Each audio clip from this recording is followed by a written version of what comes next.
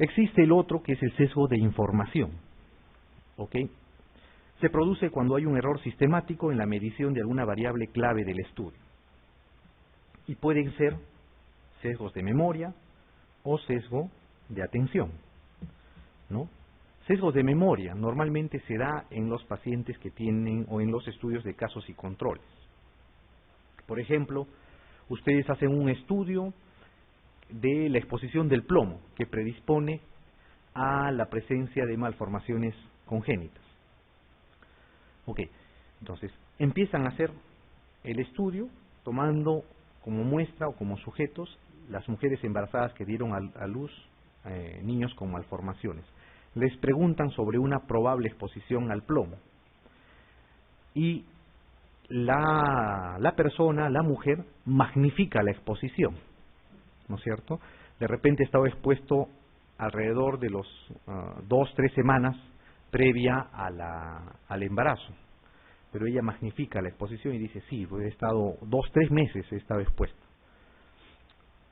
O parecido, ¿no? La ingesta de algún medicamento que predispone a alguna malformación, lo mismo. Se le pregunta por el medicamento y la persona, sin intención, ¿no?, de engaño, recuerda y dice, sí, he tomado estos medicamentos, cuando en realidad los tomó mucho antes. ¿Me entienden? Esos errores se producen cuando se hacen los estudios de casos y controles. Se llama sesgos de memoria, ¿no? Se sobrevaloran los posibles antecedentes de exposición. Normalmente pasa eso. Algunas veces se pueden infravalorar, pero normalmente se sobrevalora. Los sesgos de atención se producen principalmente en los estudios de corte. Por ejemplo, quieren estudiar ustedes la hipercolesterolemia en una población determinada. Hacen un estudio de corte y quieren hacer el seguimiento a los pacientes. Pero ¿qué pasa a los pacientes? Al saber que están ingresando o han ingresado al estudio de hipercolesterolemia, empiezan a modificar su estilo de vida, empiezan a hacer más ejercicio, empiezan a hacer dietas, empiezan a cuidar más. Entonces, eso les va a modificar las respuestas que van ustedes a encontrar, o los resultados que van a encontrar. A eso se llama sesgos de atención, ¿no? Sesgo de memoria en los casos y controles principalmente. Sesgos de atención en los estudios prospectivos o de corte. La forma de controlar los sesgos de información son mediante las técnicas de enmascaramiento. Simple ciego, doble ciego y triple ciego, ¿no es cierto? Si ustedes no les avisan o los participantes del estudio no saben para qué están haciendo el estudio, difícil que haya un sesgo de memoria, mucho más difícil que haya un sesgo de atención, o sea, que modifiquen su comportamiento sabiendo que están ingresando al estudio, pues, ¿no es cierto? El doble ciego lo mismo, y el triple ciego igual. Principalmente es las técnicas de enmascaramiento. La del simple ciego sirve para disminuir el sesgo de información. Muy bien. ¿Qué cosa más tenemos que saber? La existencia de factores de confusión, ¿no? ¿Cómo se define un factor de confusión? Un factor de confusión es una variable extraña al estudio que modifica los resultados que se obtienen. Distorsiona la medida de la asociación entre otras dos variables de manera positiva o negativa. Es una variable extraña, dice, ¿no es cierto? Una variable que nosotros no hemos identificado. El ejemplo clásico es el alcohol asociado al tabaco, ¿no? ¿Por qué es un ejemplo clásico? Porque se hizo un estudio en el cual se identificó que el alcohol predisponía al cáncer de pulmón, la ingesta de alcohol. Pero, ¿por qué se debe o por qué es un factor de confusión? ¿Por qué existe ahí un factor de confusión? Nosotros sabemos que los pacientes que beben, ¿no es cierto?, que consumen alcohol, normalmente ¿qué hacen? Fuman, ¿verdad? Y si fuman, el fumar sí es un factor de riesgo para presentar cáncer de pulmón. Y si ustedes hacen estudios, la posibilidad de que un paciente o que un sujeto fume es mucho más si es que bebe alcohol que si no bebe. Normalmente los fumadores consumen alcohol, ¿ok? O al revés, los pacientes que consumen alcohol fuman en mucho mayor porcentaje que si no consumieran. Entonces, esa variable extraña al estudio, porque nosotros estábamos estudiando alcohol como factor de riesgo para presentar cáncer de pulmón. Eso es lo que nos interesaba. El consumo del tabaco o el hábito de fumar es una variable extraña. No está en la relación, en el camino entre el alcohol y el cáncer de pulmón. Entonces, a eso se llama factores de confusión. Nosotros podríamos sacar un resultado en el cual decimos, sí, el alcohol predispone al cáncer de pulmón, pero no es el alcohol, sino es el tabaco, ¿no es cierto? Es el consumo de cigarrillos. Tiene 3 características un factor de confusión. 1, ser un factor de riesgo para la enfermedad, ¿no? Por ejemplo, el fumar es un factor de riesgo para el cáncer de pulmón, ¿no es cierto? Estar asociado con la exposición, lo mismo. Los que toman o beben alcohol normalmente fuman. Entonces, ese factor que es el tabaco está asociado a la exposición, pues, al consumo de alcohol. No ser un paso intermedio entre la exposición y la enfermedad. O sea, el hecho de ser fumador no está o no es un paso intermedio entre el consumo de alcohol y el cáncer de pulmón. ¿Ok? No es como, digamos, una lesión premaligna que está en el camino desde el riesgo hasta la enfermedad. ¿Ok? Entonces, esas 3 características hay que tomar en cuenta para identificar un factor de confusión. Hay 2 formas de prevenir la injerencia de factores de confusión. Si nosotros identificamos un factor de confusión en el diseño, cuando estamos haciendo el estudio, lo que se debe hacer es la aleatorización, si es que es un estudio experimental. Normalmente se hace esto, entonces en estudios experimentales los factores de confusión se obvian, o en estudios epidemiológicos, donde sí nos van a alterar los resultados, se debe hacer el apareamiento, o sea, se deben formar grupos. Nosotros tenemos un paciente, por ejemplo, en el caso anterior, queremos estudiar que el alcohol produce cáncer, entonces vamos a aparear, vamos a tener un paciente que bebe alcohol y lo vamos a seguir si es que tiene cáncer. Un paciente que bebe alcohol y que fuma y lo vamos a seguir a ver si es que tiene cáncer. Entonces vamos a aparear pacientes que consumen alcohol solos con pacientes que consumen alcohol y fuman. A eso se llama apareamiento. Vamos a poner a un sujeto que tenga el factor de confusión y al lado vamos a poner a otro sujeto que no tenga el factor de confusión para ver si hay diferencias o no al final. ¿Ok? A eso se llama el apareamiento. En la fase de análisis estadístico, o sea, ustedes ya hicieron el diseño, no se dieron cuenta que había un factor de confusión y ya cuando han hecho el trabajo, han encuestado a las 2.000 personas que tenían que encuestar, ya gastaron su dinero, se dan cuenta que hay un factor de confusión. ¿Qué hacen? Entonces, en esos casos hay que hacer un análisis estratificado. Se divide 2 poblaciones distintas, los que tienen el factor de confusión y los que no lo van a tener. Y los resultados de ambas, mediante fórmulas matemáticas, se hacen y se contrastan para ver si es que es o no un factor de confusión. ¿Ok? Y también se puede hacer el análisis multivariante, ¿no? El análisis multivariante sirve para congelar una variable mientras se hace el estudio de las otras. Se congela el factor de confusión y se hace el estudio de las otras.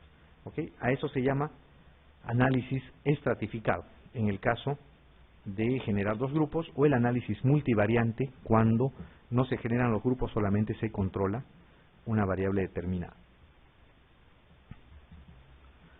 Muy bien, este es el ejemplo que les decía, ¿no es cierto? El consumo de alcohol se asocia a la aparición de cáncer de pulmón. Debe haber una premisa. Se hizo un estudio sobre esto y se dijo, sí, pues, el consumo de alcohol predispone al cáncer de pulmón. Entonces, el alcohol es un factor de riesgo o está en la etiología de la presencia del cáncer de pulmón. Pero, ¿qué se descubre? Que el fumar es un factor de riesgo para el cáncer de pulmón. Claro, los pacientes que fuman van a ser o van a tener predisposición a tener cáncer de pulmón. Pero sabemos también que el consumo de alcohol se asocia al hábito de fumar. Estas 2 características muchas veces van juntas.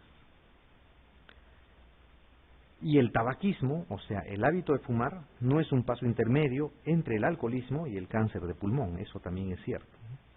O sea, no todo paciente que consume alcohol va a pasar por el tabaco necesariamente, ¿no es cierto? Entonces no está en ese camino. Entonces, este es un factor de confusión, ¿no? Es el ejemplo clásico, porque se hizo un estudio antiguamente sobre el consumo de alcohol y el tabaco, ¿no? Y no se percataron de este detalle, que el fumar se asocia al consumo de alcohol. Muy bien, entonces, ese es, digamos, son las características de los factores de confusión. No se olviden, hay sesgos de selección, sesgos de información y factores de confusión, esas tres cosas. Muy bien, vamos a contestar la pregunta 5. Dice, en un estudio de casos y controles, se encontró una asociación entre la ingesta de alcohol y el desarrollo de cáncer esofágico. Dado que el consumo de tabaco se encontró asociado tanto a la ingesta de alcohol como al desarrollo del cáncer de esófago, el consumo de tabaco en este estudio debe considerarse como, ¿qué cosa? Un factor o sesgo de confusión, ¿no es cierto? Esta es una pregunta de examen, ojo. Muy bien, la pregunta 6 dice, en un informe de una investigación clínica, se reporta que en la metodología se usó datos apareados. ¿Cuál de las siguientes afirmaciones es verdadera? Los datos se tomaron de dos poblaciones comparables. Los datos se recogieron de una muestra dividida en dos partes. Los datos se recogieron de un mismo sujeto antes y después de una intervención. Los datos se tomaron de individuos agrupados en dos muestras comparables. La recogida de la información se realizó en cortes apareadas. Ojo acá, dice, en un informe de una investigación clínica se reporta que en la metodología se usó datos apareados. Ojo, dice datos apareados. No dice, no se apareó los sujetos o no se hizo el análisis mediante el matching o apareamiento, ¿no es cierto? Hablan que se han usado datos apareados. ¿Cuál de las siguientes afirmaciones es verdadera? Acá tienen que tener digamos, cierto cuidado. Existen los datos apareados, que es distinto que hacer el apareamiento de los sujetos de estudio o de los individuos que van a entrar al estudio. Es distinto, ¿no? El hecho de usar la técnica de apareamiento, o sea, aparear y buscar una contraparte, se usa para eliminar los factores de confusión. Pero el uso de datos apareados es otra cosa, ¿no? Aunque suene parecido. No se olviden, datos apareados es una cosa. En la metodología, usar grupos apareados es distinto. Acá les están preguntando de datos apareados. Si les preguntaran grupos apareados, sería el matching, pues, ¿no es cierto?, para disminuir los factores de confusión. Pero acá les preguntan de datos apareados. ¿Y a qué se llaman datos apareados? Cuando los datos se recogen en un mismo sujeto antes y después de una intervención. A eso se llama. ¿Okay? Esta pregunta se la ponemos para que diferencien esas dos cosas. Un dato apareado, ¿cuándo se usa? Por ejemplo, quieren ustedes saber si el ejercicio físico han ideado un método para bajar de peso, que consiste en hacer ejercicio físico. Ustedes lo han creado. Quieren saber si ese es un método que han creado funciona. ¿Qué van a hacer? Buscan a una población con sobrepeso, los pesan, los someten al ejercicio y después los vuelven a pesar, tiempo después, a las mismas personas. A eso se llama datos apareados. Muy bien, la pregunta 7 dice, en un estudio de caso y control se seleccionó como casos a sujetos con antecedente de exposición al asbesto. Se encontró que la mayoría de estos sobrevaloraban el tiempo de exposición. En este caso estamos frente a un sesgo de selección, un sesgo de autoselección, un sesgo de información, un sesgo de memoria o un sesgo de atención. ¿Qué será? ¿Qué tipo de sesgo es?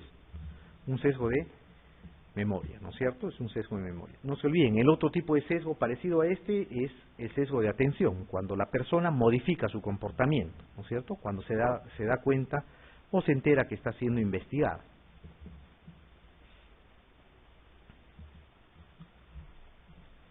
Muy bien, la pregunta 8 dice, si los resultados de un estudio epidemiológico son extrapolables de la muestra utilizada al universo de la población, se dice que el estudio tiene validez interna, tiene alta fiabilidad, tiene validez externa, es confiable o está aleatorizado.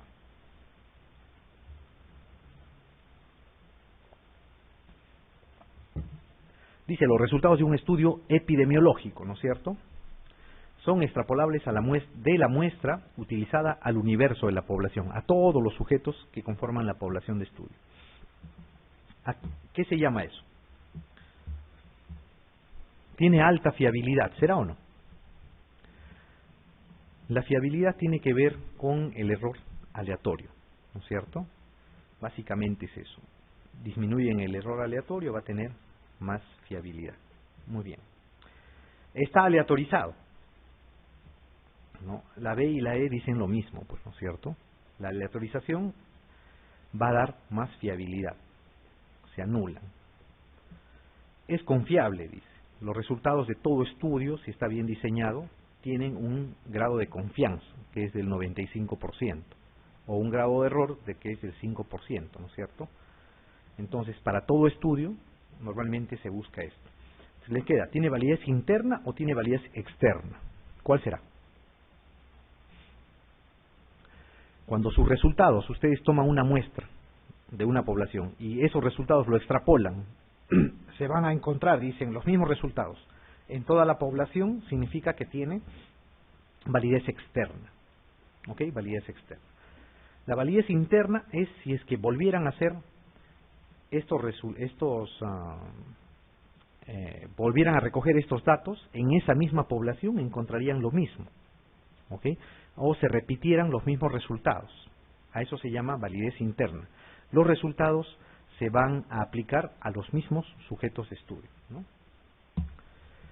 Muy bien, la pregunta 10 dice, la aleatorización de los individuos que ingresan a formar parte de la muestra de un ensayo clínico disminuirá el sesgo de información, de medida, de memoria, de selección o de atención.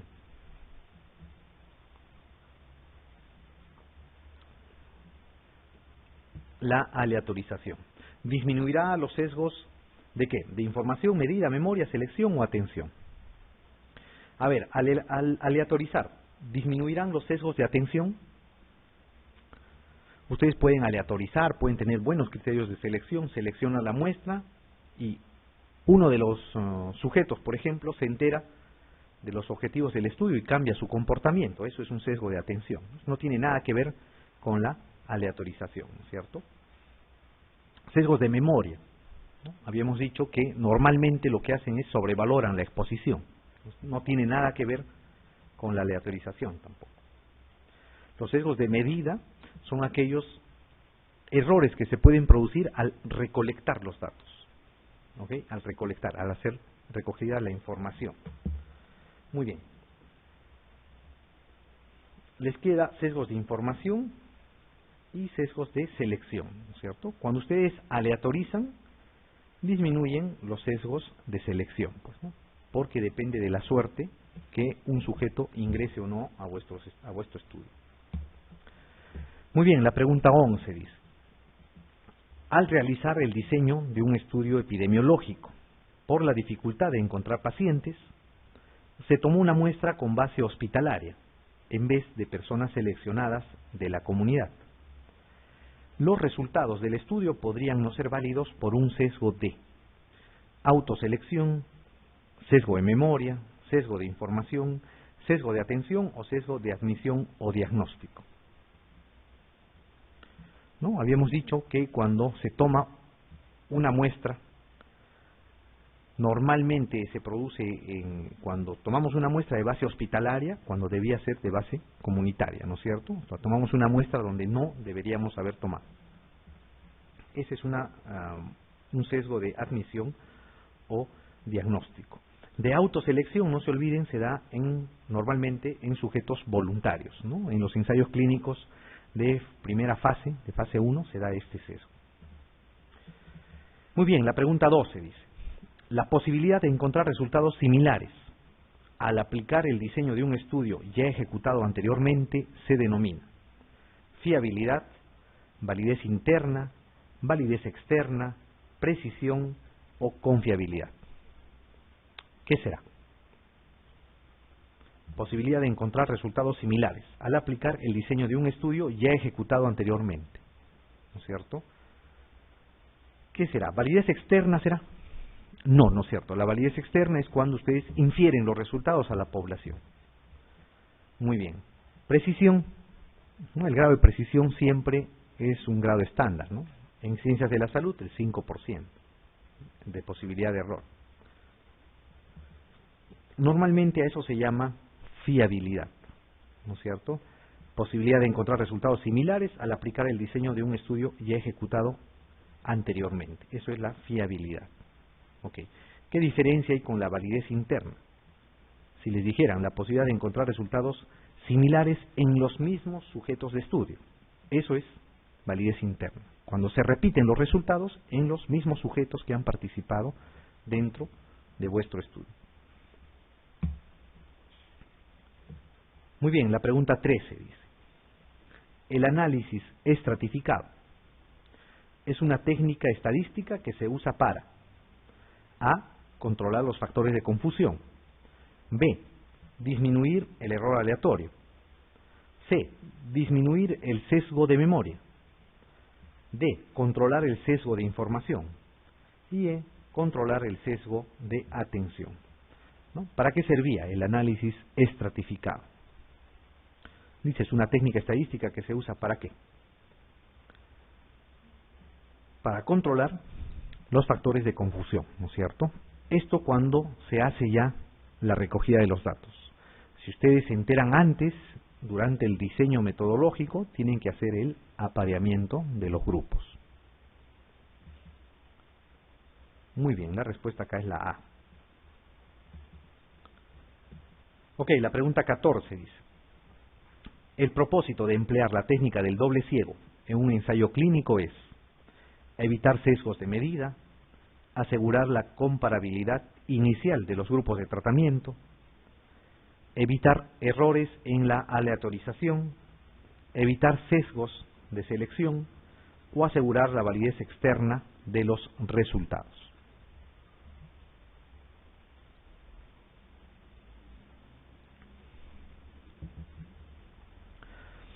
A ver, el propósito de emplear la técnica del doble ciego, ¿no es cierto? Doble ciego es aquella técnica de enmascaramiento donde el sujeto investigado no conoce el objetivo o los objetivos del estudio ni el tratamiento que le están dando.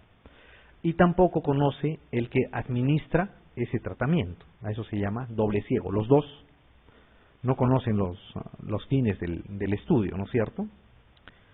Ok, ¿para qué servirá el doble ciego? ¿Cuál es el propósito de emplear esta técnica? A ver, ¿servirá para evitar sesgos de selección? No, no es cierto. Para seleccionar la muestra no sirve, pues, ¿no es cierto? ¿Evitar errores en la aleatorización? Tampoco, ¿no es cierto? La aleatorización es una cosa que se usa, es una técnica que se usa durante la selección de los casos, ¿no? O de los sujetos. No se usa durante la recogida de la información. Asegurar la comparabilidad inicial, dice, de los grupos de tratamiento. ¿Qué les puede asegurar la comparabilidad inicial? Es decir, estos dos grupos de tratamiento teóricamente son homogéneos. Uno, la aleatorización, y dos, unos buenos criterios de selección. Los criterios de selección junto con la aleatorización va a asegurar en los ensayos clínicos que tengan esto, comparabilidad inicial de los grupos, ¿ok? Que es una condición indispensable para iniciar un estudio, especialmente un ensayo clínico. Muy bien, entonces, ¿cuál será el propósito de emplear la técnica del doble ciego? ¿Evitar sesgos de medida o asegurar la validez externa de los resultados? ¿Cómo aseguramos la validez externa de los resultados? Tomando una adecuada muestra. Si ustedes toman una adecuada muestra en número y en características de los sujetos de estudio, o sea, usando una adecuada fórmula, usando buenos criterios de selección, aleatorizando, van a asegurarse la validez externa de los resultados. El doble ciego sirve para evitar sesgos de medida, pues, ¿no? El simple ciego sirve para evitar sesgos de información, ¿no es cierto? O sea, cuando ustedes van a preguntar al paciente y el paciente les puede dar una información alterada, ¿ok? Debido a dos cosas, el sesgo de memoria o el sesgo de atención, ¿no es cierto? Entonces, el sesgo de información se controla con el simple ciego. El doble ciego va a controlar los sesgos de medida, básicamente, las mediciones que hace el investigador. Muy bien, la pregunta 16. Dice, ¿cuál de los siguientes es un procedimiento para el control de factores de confusión en estudios epidemiológicos? La prueba de chi cuadrado, el apareamiento matching, el análisis de la varianza, análisis por intención de tratar o el análisis de subgrupos.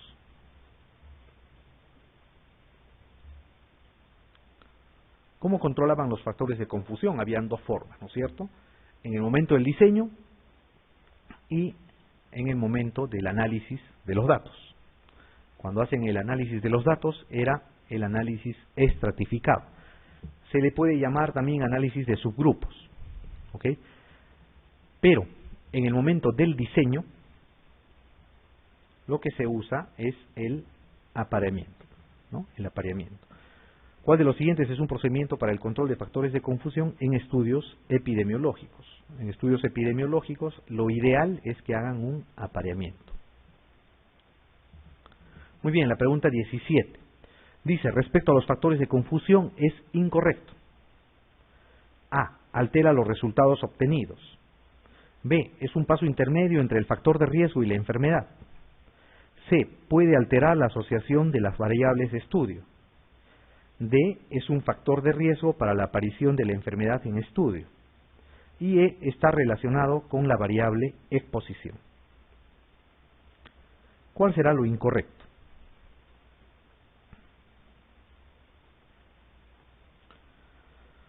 A ver, vayamos. La E dice, está relacionada con la variable exposición. Acuérdense, el alcohol, el tabaco y el cáncer, ¿no es cierto? ¿Está relacionado con la variable exposición? ¿Un factor de confusión? Sí, ¿no es cierto? Sí. ¿Puede alterarle los resultados? ¿Puede alterar los resultados obtenidos? Sí, ¿no es cierto? Recuerden, en ese estudio se encontró que el alcohol era un factor de riesgo para cáncer de pulmón, o sea, te altera pues los resultados. Muy bien. Es un factor de riesgo para la aparición de la enfermedad en estudio. Ustedes estaban estudiando el cáncer de pulmón, ¿no es cierto? El alcohol era un factor de riesgo para el cáncer de pulmón, pero el factor de confusión, que es el tabaco, también. Entonces, ¿es un factor de riesgo para la aparición de la enfermedad en estudio? Sí, pues, ¿no es cierto? Lo es. La otra dice, ¿puede alterar la asociación de las variables de estudio? Sí, pues, ¿no es cierto? ¿Es un paso intermedio entre el factor de riesgo y la enfermedad? No. Se asocia al factor de riesgo o a la exposición, pero no debe ser un paso intermedio. Porque si es un paso intermedio, o sea, está en el camino natural de la exposición a la presencia del cáncer, en ese caso ya no es un factor de confusión, pues. Por ejemplo, el ejemplo clásico también en este tipo de errores, digamos, que se pueden cometer es en el reflujo gastroesofágico. Ustedes quieren saber si el reflujo gastroesofágico es un factor predisponente a la larga, o sea, puede predisponer a la larga a la presencia de cáncer de esófago, ¿no es cierto? ¿Y qué cosa hacen? Piensan que un factor de confusión es el esófago de Barrett, pero el esófago de Barrett no es un factor de confusión, sino que está en el camino desde el reflujo hasta el cáncer de esófago. ¿Por qué? Porque primero está el reflujo gastroesofágico. Persiste el reflujo gastroesofágico, se va a producir metaplasia. Después de la metaplasia se va a producir el esófago de Barrett con algún grado de displasia. Después de la displasia va a venir el cáncer in situ y después el cáncer esofágico. Entonces está en el camino, ¿no es cierto?, en la evolución natural, digamos. eso no debe tener un factor de confusión. ¿Ok? Entonces, no debe ser un paso intermedio entre el factor de riesgo y la enfermedad, sería lo correcto.